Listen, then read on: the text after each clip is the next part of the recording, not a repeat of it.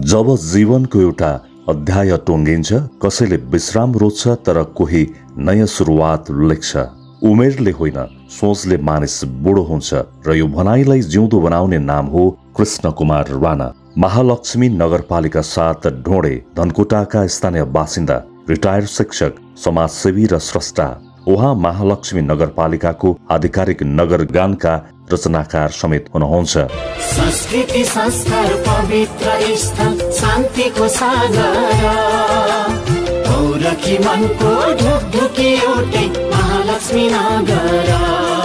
नगरको पहिचान, प्रकृति र गौरवलाई एउटै भावमा बाँध्ने शब्दहरू उहाँकै कलमबाट जन्मिएका हुन्। शिक्षाको आलोक बाँडिसकेपछि उहाँको यात्रा माटोको न्यानोमा फर्किएको छ, जहाँ हरिया कवरे खुर्सानी, सुन्तला, एभोकाडो, अलैँची, कफी जस्ता बोटहरू उहाँको श्रम र सपनासँगै उम्रिरहेका छन्। एक शिक्षकको विचार, एक सर्जकको दृष्टिकोण र एक श्रमिकको जीवन दर्शन। अब हेरौं उहाँसँग गरिएको अन्तरङ्ग कुराकानी। अनि यो बनाउनेमै के गरौँ गाई पालौँ कि कसो गरौँ जस्तो लाग्दा ल यो चाहिँ एकताल गरौँ न त, एउटा बोर्ड छ त भनेर सुरु गरेको।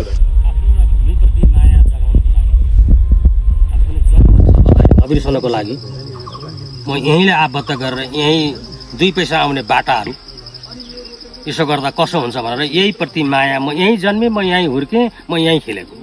त्यस कारण स्वर्गभन्दा ठुलोमा बसेको छु जस्तो मलाई लाग्छ, गर्व लाग्छ। त्यस कारणले मैले यो एउटा र प्रकृतिसँग कन्ट्याक्ट भइरहेको। जुन माटोले हामीलाई जन्मायो त्यसैलाई फर्काएर सम्मान दिन सके, त्यो भन्दा ठुलो जीवन दर्शन के होला र?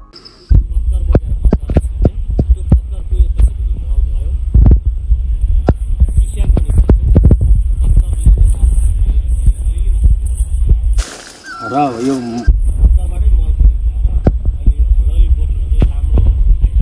9 किलो जस्तो फलो त्यहाँ।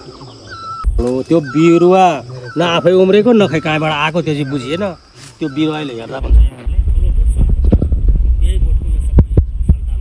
देखिएको यो डाँडेको चाहिँ भन्ने यो पात खुम्री पर्ने यही मात्रै देखियो तत्काललाई, अरू केही देखिएन। यो किरा नदेख्ने, आँखा नदेख्ने खालको लागेर यो चुस्दो रहेछ जस्तो अनुमान भयो मेरो लागि चाहिँ।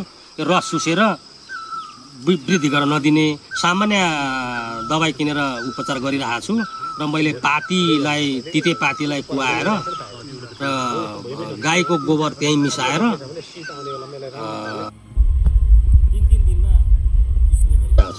अब मैले यो 325 रुपियाँ किलो जितपुर बजारमै बिक्री भएको र त्यहाँ नभेटिएको 350 नभेटिएको खुर्सानी हो। अब यसपटकको लागि त्यसैको छु जितपुरसम्म मात्रै। अब यसको जितपुरबाट यो पुर्याउने उद्देश्य राखेको छु।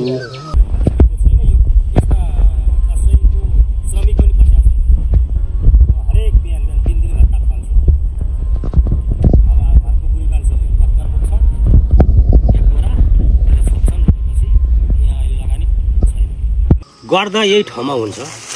यहाँका माटाहरू रोएका छन्, यो धरती रोएको छ।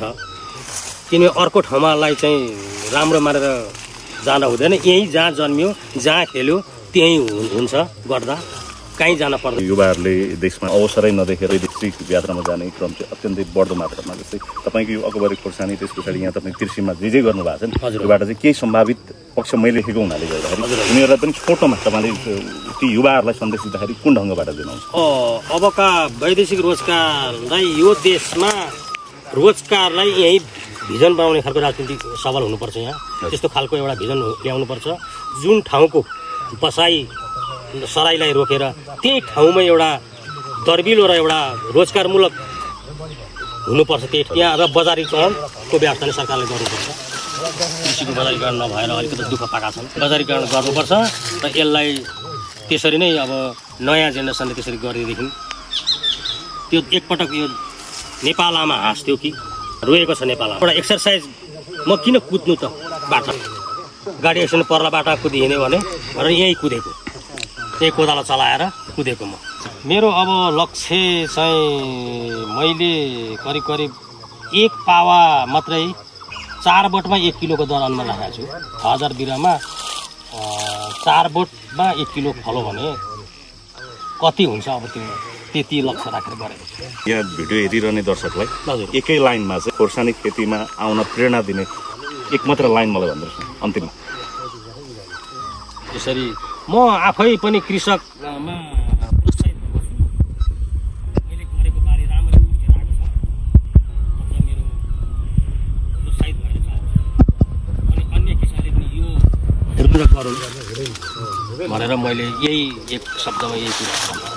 उहाँको बगैँचामा हरियाली मात्र छैन, छ त्यहाँ सङ्घर्षको सुवास। सुन्तलाको मिठास, एभोकाडोको ताजगी र कफीको सुगन्धमा मिसिएको छ पसिनाको शक्ति। उहाँका बोटहरू बोल्छन्, आत्मनिर्भरता भनेको जागिर पायो कि पाएन भन्ने कुरामा सीमित हुँदैन।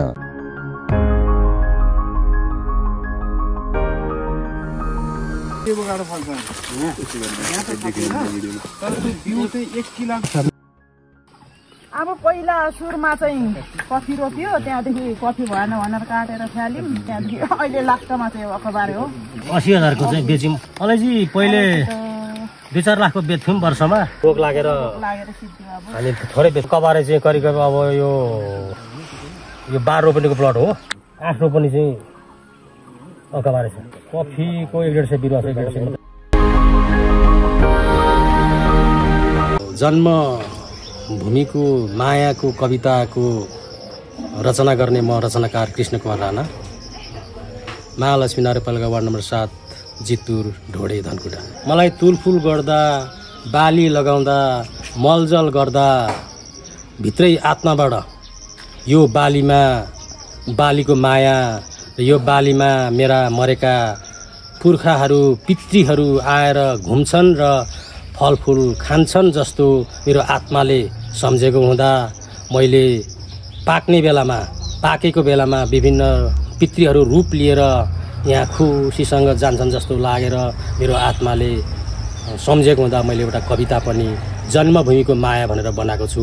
धरतीको यात्रा जीवनको प्राण, धरतीको यात्रा जीवनको प्राण, माटोमै गाँसौँला पूर्वजकै चिनो माटोको काखमा, पूर्वजकै चिनो माटोको काखमा, खुसीले बाँचौँला, खुसीले बाँचौँला।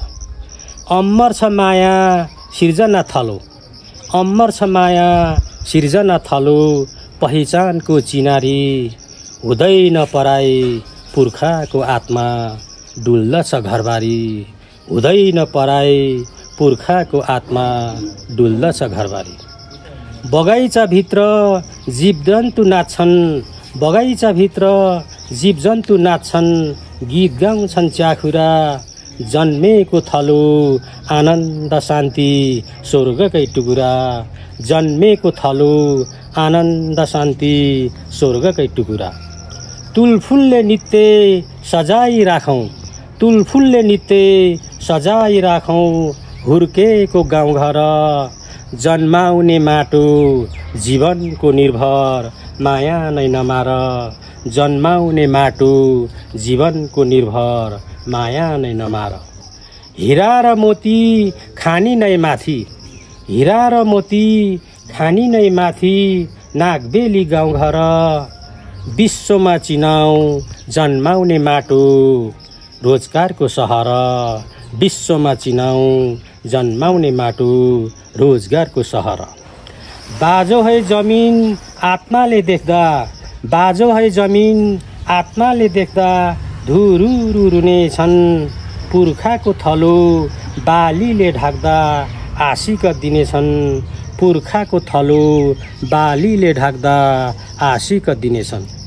संसारकै ठुलो आमा र धरती, संसारकै ठुलो आमा र धरती, माया छ अपार, आमा र बाबा जन्मेको माटो चिरायो अमर, आमा र बाबा जन्मेको माटो चिरायो अमर, आमा र बाबा जन्मेको माटो चिरायो अमर। शिक्षा र स्वास्थ्य रोजगारको आधार समृद्ध नगर, कृषि र व्यापार पर्यटन सँगै विकासको लहर। काम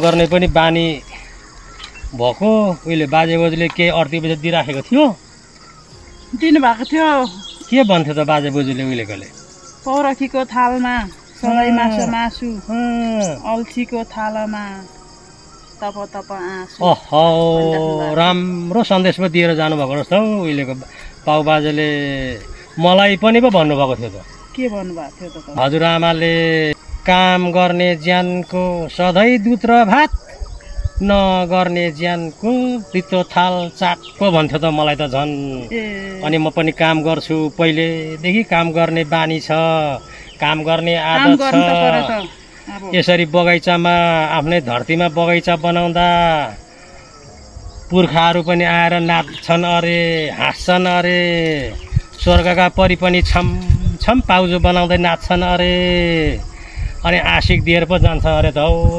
जन्मेको धरतीमा राम्रो गरेर बन्दा बाजो भएकोमा चाहिँ शराब दिएर हिँड्छन् अरे अनि अरेकै कुराबाट मैले पनि पौरख गरेको काम गरी खानुपर्छ गर्नुपर्छ काम ल मलाई पनि पो एउटा गीत गाउन मन लाग्यो हो गाउनु नि त गाउनु गीत राले अलिअलि त गीत त पहिले त उमेरमा त गाउँथे धनकुटा जितपुर याङलाबुङ ढोडे धनकुटा जितपुर याङलाबुङ ढोडे ए हौ गोलसाही अलैची ए हौ गोलसाही अलैची सबैको प्यारो पैसा र बैँस सबैको प्यारो पैसा र बैँस ए हौ नगर्नु खेलाइजी आजको यो प्रेरणादायक यात्रा हेरेर साथ दिनुभएकोमा हजुर सम्पूर्ण दर्शकप्रति हार्दिक आभार व्यक्त गर्दछौं। यदि यो भिडियो मन पर्यो भने लाइक, शेयर र सब्स्क्राइब गर्न नबिर्सिनुहोला। याङकिम जोर्नीसँगै हामी अझ यस्ता जीवनका कथाहरू लिएर पुनः आउनेछौं। धन्यवाद।